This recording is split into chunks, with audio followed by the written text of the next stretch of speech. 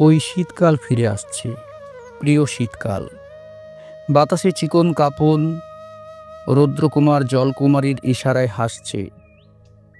আমি কি উত্তেজিত হতে ভুলে যাচ্ছি? ভুলে যাব, ভুলে যাব নিশ্চিত একদিন কিভাবে কবিতা লিখতে হয়, কিভাবে যে লিখে গেছি বর্ণের পর বর্ণ। ভাবনার সঙ্গে যে কত রকমের বনিবনা একে একে নিঃশব্দে বন্ধ হয়ে যাচ্ছে। ফের ধাক্কা দেওয়ার তাগিদ ঘাসের নিচে অলস হয়ে সন্ধ্যার মতো কার কাছে সমর্পণ করেছে।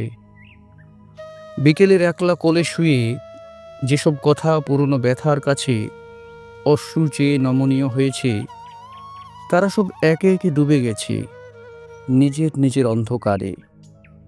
তারপর তুমি ফিরে এলে। এখন সবচেয়ে বেশি মনে পড়ার কথা তোমার চলে যাওয়া। এখন আরও বেশি করে মনে পড়ার কথা তোমার প্রবঞ্চনা। তারও চেয়ে বেশি করে কেঁপে কেঁপে ওঠা অভিমানে যতটা কেঁপে উঠেছিলাম তোমার চলে যাওয়ার দিন।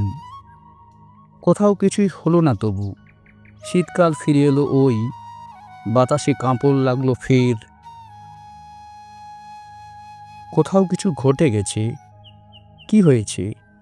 জলকুমারীর মতো আমার হৃদয় কেন উতলা হয়ে উঠছে না কোনো এক রৌদ্রকুমারের জন্য? কেন তবে এলে? কেন তবে গেলে?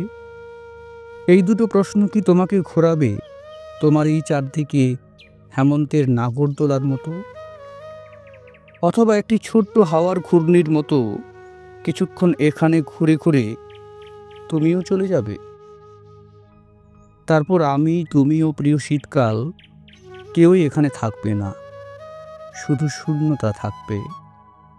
প্রেম চলে গেলে যে শূন্যতা আসে, সে প্রেমের চেয়েও মহৎ। কিন্তু প্রেম নয়, প্রেম ছাড়া অন্য কোনো কিছুই প্রেম হতে পারে না।